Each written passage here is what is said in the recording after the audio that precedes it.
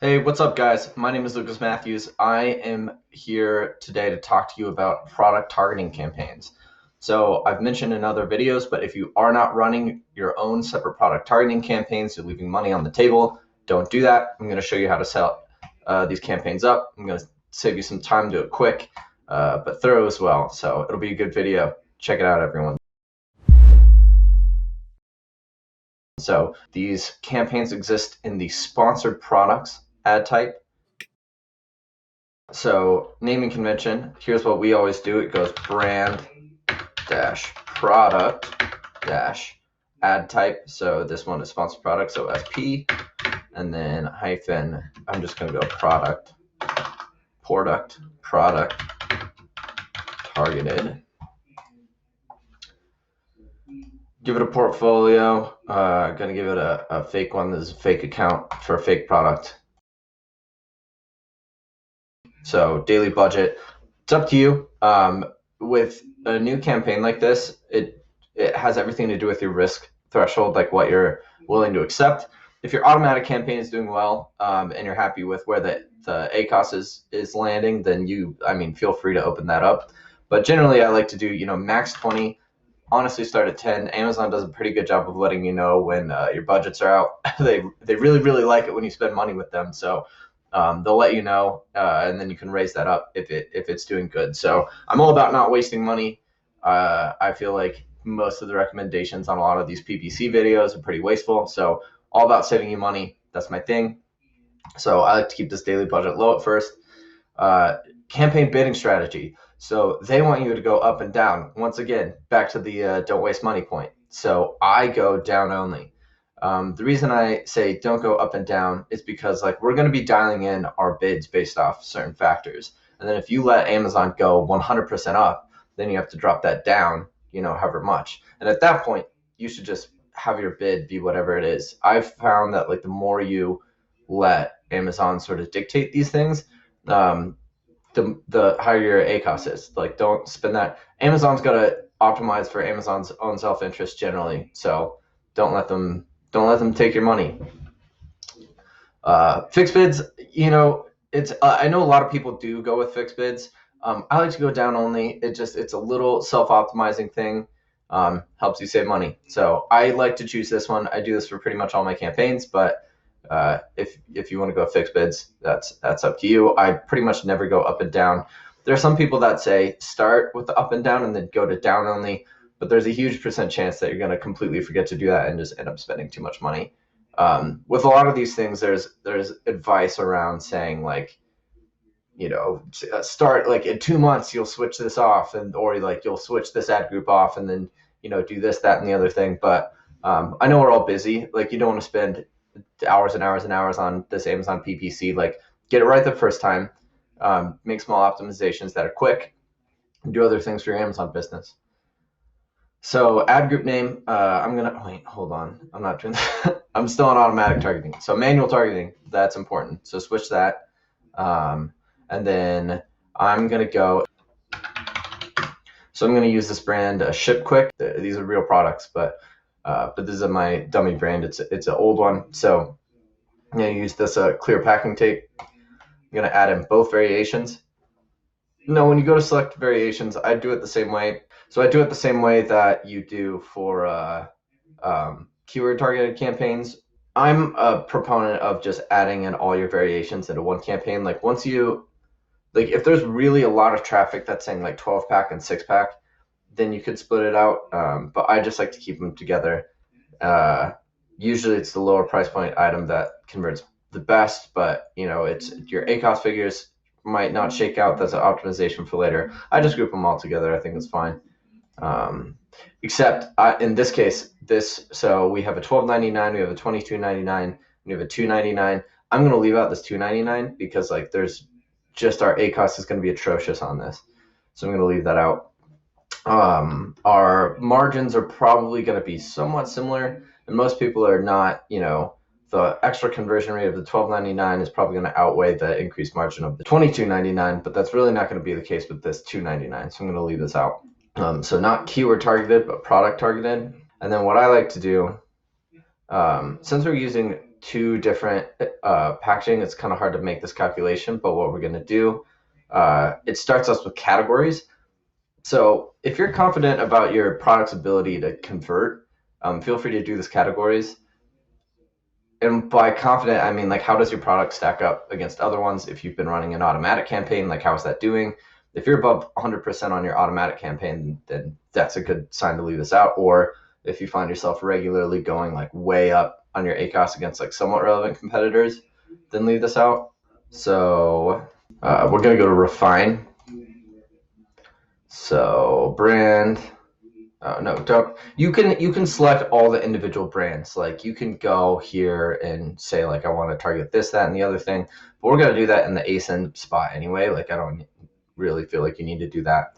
And then generally here's the way I set this up. So ideally, what you want to do is you want to I create 3 different buckets. You can create 4, but I'll show you why you should only create 3. So I'm going to make the assumption that it's, going off our $12.99 because that's probably going to be getting the most traffic. So I'm going to say price range maximum $12.99. And then, so this is everything below our price range, but they don't let you go in half-star increments. So pretty much the windows you're going to be doing is 0 to 4 stars and then 4 to 5 stars. So this is essentially saying, is it going to be above or below whatever stars your product has? And so I'm going to assume that the product you're advertising has 4 stars and up. If you have 3.5 stars, like be careful with advertising. That money would probably be better used generating reviews rather than doing ads because your conversion rate is going to be in the trash.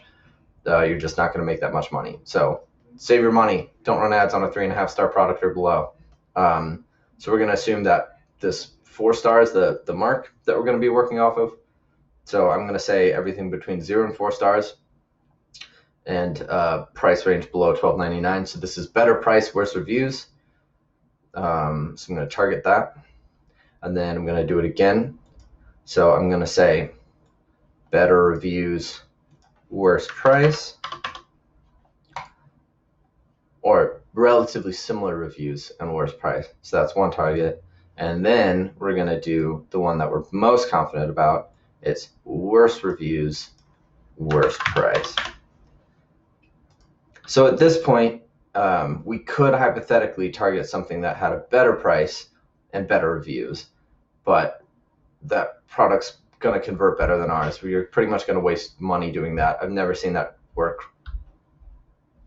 So I would not advocate for doing that. With this, we've got, it starts us off with 0.75 bids. You could either calculate this of, what's my average conversion rate on these ASIN targeted campaigns, make some assumptions around that. The ones that aren't worse reviews, worse price, these 2 other ones that I selected, you could do sort of like a calculation around that, but I'm going to say like 0.75, probably pretty good because our CPCs are going to be around 40 cents. And at a 5% conversion rate, that's 40 times 20, that's like $8. That puts us at like a 60% ACOS. But honestly, that's probably about as pretty good. It's an acceptable number for like this early stage. So I'm going to leave the 2 that are, not what we want at, or the 2 that are all right targets at 7.5, and then this one that, so it's higher price point, worse star ratings. I'm just going to bump that up to 1. Not 12. I'm definitely going to do 1 instead of that. The reason why I just increased it this arbitrary amount, the ACOS figures are going to come in and then it's going to let us know, where we need to set these bids. So in absence of us knowing exactly where to start it, I'm going to start it kind of conservatively and then make sure we're at down only, low budget. So we're saying like, we are not going to give ourselves the ability to screw this up. And then if these do really well, you're probably going to find that. Like I found that when I'm optimizing, I usually end up focusing on the areas where I'm getting sales. So like if you're looking at your PPC UI, you're probably going to look for the things that are doing well for you and then optimize those. That's been my experience. And I know a lot of people do it that way. So if you have this, if this campaign is kicking ass, like you're going to focus on that. You can exclude all your own brands. We have kind of a weird brand setup, but you can exclude all your own brands. It's not a terrible idea, so you can do that. So we'd launch, oh yeah, make sure to rename this category as the ad group name. But if you're really gonna do it well, and I'm gonna advocate for this, it's do it in the same, so you would go like brand dash product dash SP dash product targeting dash category. And the reason why I wrote this all out is that sometimes when you're creating spreadsheets, you end up like drilling down by the ad group level, just because if you're already like kind of filtering by the campaign level and you need to see what's going on, it's nice to have the entire ad group name all written out. So, plan for that. That's what I do. So we'd go ahead and launch this. I'm not going to launch it because this is a fake ad on a fake product for a fake brand, but you would go ahead and launch it.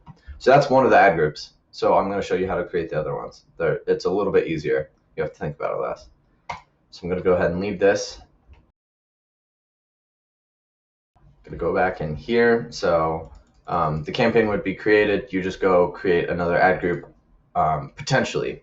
So here's another point I want to bring up. I'm bringing a lot of tertiary points up in this video, but it's important to discuss. But with campaigns, like, you either have the option of breaking out each of your strategies into your own campaign, or just grouping all of your strategies into one single campaign. So the example I used, we're putting all the ad groups in one campaign. So we have category, we have our branded, we have our top competitors, and then we have all of Amazon suggested stuff. So those are 4 different strategies that we're all going to put in the same campaign. The reason why you would do that is to make it easier to just view what's going on with all your campaigns. Like, if you have a lot of campaigns going on, sometimes you don't want to break these out in such a tiny way, because then it can be hard to manage your UI. But you get better budget controls and a better at a glance. If you only have like 1 or 2 products that you're advertising, definitely split these out all into their own campaigns. You really don't have anything to lose, and you'll have better controls of your budget, and you just at a glance have a better idea of what's going on. But if you have tons and tons of campaigns, you don't want to add too many more, you can just add them in as ad groups to the central campaign, which is what I'm going to do. So this is suggesting we create a new campaign. I'm going to assume that we've already created the campaign. We're just doing another ad group. So this one would be brand dash product dash SP dash product targeted slash or dash brand. So the brand that I used at the beginning, that's whatever the brand is. I'm going to put that in quotes. And then product is whatever the product is. So if you were doing like Nike free runs, it would be Nike dash free runs dash SP dash product targeted. So we have that all dialed in. We're going to go to the product. We're going to select the tape that we are doing. This is not automatic targeting, it's manual targeting, down only. We're going to go to product targeting, and then you just go individual products, search.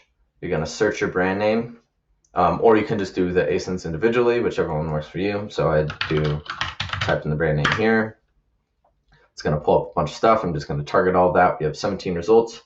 I always advocate for advertising your own brand's products on your detail page. Makes it look good, keeps your sales within your own wheelhouse. Make sure that you don't hemorrhage those. Those placements get sales, and if you're not getting them, your opponents are getting them. You can usually get them at a pretty cheap rate too, and it makes your brand just look a little bit more cohesive. So I always bet on that. Usually it's pretty ACoS favorable, I found. Exclude brands if you want. So you would launch that ad group. That'd be the second one. The third one we're going to do is the suggested ad group. So that's going to be, like I said, brand dash product dash SP dash product targeted dash suggested. So we have our products. We've got product targeted, it's manual targeted, so it's individual products. Then there's this little suggested. So Amazon gives us these suggested targets. We're going to target them all. This 0.75 bid actually kind of works for the brand that we're doing, but you could just assume for suggested ASINs a 5% conversion rate, or if you have better data on that yourself, like collect your own data, use your own data. But in absence of that, just assume a 5% conversion rate. Assume that what your bid is going to be is probably going to be roughly like 60 to 70%. So we could say that's like 0.5. And then at a 0.5 CPC with a 5% conversion rate, that would be $10 of spend per sale. And so these usually the ACoS like gets pretty high. ACoS has just been creeping up over like the last 5 years, so don't expect 20s unless your product really kicks ass. In which case, if it does, then bid however you want. But a $10 CPA on this 75-cent bid probably going to be pretty realistic for you. And then for this product, we're willing to pay that just to get exposure. It's telling me to put my daily budget in, but it would already be 10 because we're using the same campaign. You've got them all added, and then you just launch that ad group. The last one we're going to be talking about is what I would call the top competitors ad group. That essentially is the ASINs that we've identified, and then if you don't have that, you would use like a specific search phrase that you're really confident about. So like let's say we had eco-friendly tape. It's made with glues that are better for the environment. So we'd go in here, type our thing after we make sure we get the ad group name all dialed in. We'd change it from suggested to top competitors or whatever you want to name that. I like top competitors, it makes sense. So we'd go to individual products. So like for this, in the eco-friendly tape example, I just type eco-friendly tape. We're going to get these options. I'm not sure why our Amazon portal is spazzing out, but that actually makes the editor's job easy that you can't see these. So we just go and target the ones that have like eco-friendly tape in the name. You're going to have to use a little discretion here. I like to make sure that these are around 10 because we would probably turn this default bid up to like 1 just because we're more confident that they're going to convert. The other thing you can do, I have this pulled up. So customer search term, what you can do is you can say begins with B0. So that identifies all your ASINs. Then you'd go to the campaign name. It'd probably be like contains. You could either just search it in here. I'm doing this in Excel or whatever program you want to do. So let's just say I'm gonna just choose any. This is all gonna be grayed out. So this is gonna assume that this is your own automatic campaign that you're using to source these ASINs. So what we're going to do is say sales is not 0.